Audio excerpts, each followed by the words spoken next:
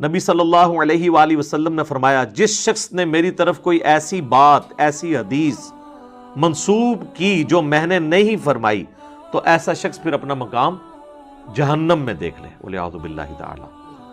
تو یعنی نبی علیہ السلام کے اوپر جھوٹ باندھنا یہ جہنم میں لے جانے والے اعمال میں سے ایک عمل ہے۔ دیکھیں جڑا حضرت معاویہ دا سخت ترین دشمن دنیا دے ہوتے کیڑا ہے، تو کئی بار دسیا ہے، بیٹا آپ بھی سننا، آپ تو انٹرنیٹ استعمال کرتے ہیں، دنیا میں سب سے زیادہ جو سخت دشمن ہے نا حضرت معاویہ کے، وہ یہودی ہیں۔ ہٹلر اور حضرت معاویہ دو بندے ہیں یہودی سب سے زیادہ ان کے مخالف ہیں۔ حضرت معاویہ کے خلاف جتنی بھی کتابیں عربی میں اردو میں چھپی ہیں یہودیوں نے ان کو فنڈ کیا ہے۔ یہ انصاب الاشراف جو بلازری کی ہے نا، جس کو پڑھ کر لوگ حضرت معاویہ کے دشمن ہوئے ہیں، دنیا میں سب سے پہلے اس کو یہودیوں نے شائع کیا ہے۔ اس کا مخطوطہ کا جو محقق ہے وہ یہودی ہے۔ کئی شیعہ ہیں، میں آج کی نشست میں بھی اہل تشیع سے سوال کرتا ہوں، 40 سال حضرت معاویہ نے حکمرانی کی ہے، کتنے؟ 40 سال، 20 سال وہ امیر رہے ہیں، 20 سال وہ خلیفہ رہے ہیں، ان کی 20 سالہ قیادت کا کوئی ایک فالٹ لے ہیں۔ جاؤ کہ حضرت معاویہ اپنے دور میں حضرت عائشہ سے ملنے کے لیے آئے۔ سیدہ عائشہ نے کہا کہ اے معاویہ تجھے اللہ کا خوف نہیں آتا جو کچھ تو نے حجر ابن عدی اور ان کے ساتھیوں کے ساتھ کیا؟ حجر ابن عدی شیعان علی میں سے تھے، شروع کے مسلمانوں میں سے تھے، ان کو حضرت معاویہ نے ظلماً شہید کروایا۔ وہ پوری ڈیٹیل آپ کو مستدل الحاکم میں ایک پورا چیپٹر ہے حجر ابن عدی کا، وہ سر میری ویڈیوز دیکھ کے امام حاکم نے نہیں، میری پیدائش سے بھی وہ پہلے کا ہے، 1000 سال پہلے۔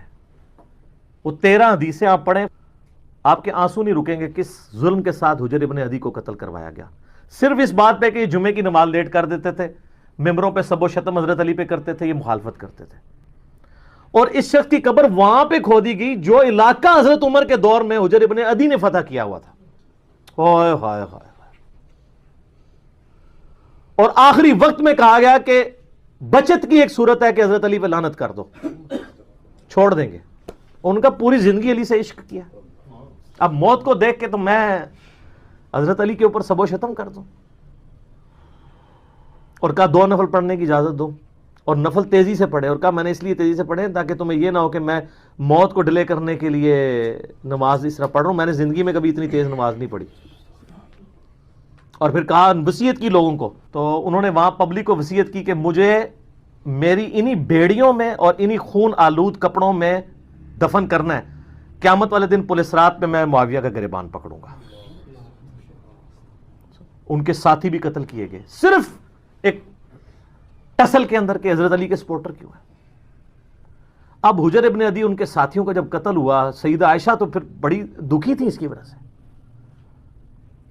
تو حضرت معاویہ جب ملنے کے لیے آئے، مسند امام احمد المستدل الحاکم میں موجود ہے، شعیب ارنوت نے کہا حدیث صحیح ہے، کہا معاویہ تجھے کوئی خوف نہیں آیا؟ تو نے حجر ابن عدی اور ان کے ساتھیوں کے ساتھ جو کچھ کیا، اور تجھے ڈر نہیں لگتا کہ میں ایک بندہ مقرر کروں جو چھپ کے تیرے اوپر وار کرے اور تجھے قتل کرتے؟ یعنی حضرت عائشہ کا غصہ کس لیول کا تھا کہ میں گریلا وار کروا کے تجھے مروا نہ دوں؟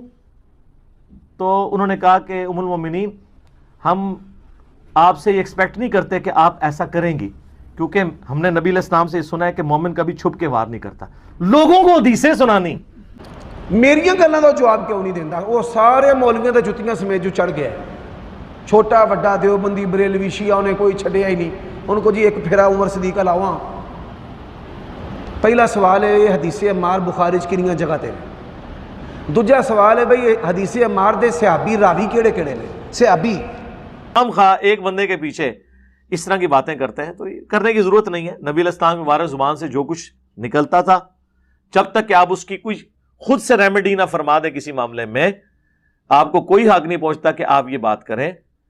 اور رہ گیا جس بندے کے آپ بچانے کے لیے کر رہے ہیں اس کے بارے میں تو یہ حدیثیں جو ہیں وہ تو علامات النبوہ والے چیپٹر میں ہیں، بخاری مسلم دونوں میں موجود ہے کہ حضرت اکرمہ تابعی کہتے ہیں کہ مجھے عبداللہ ابن عباس نے اپنے بیٹے علی ابن عبداللہ بن عباس کے ساتھ بھیجا اور کہا کہ تم دونوں جاؤ اور ابو سعید خدری سے جا کے ان کی حدیث سنو.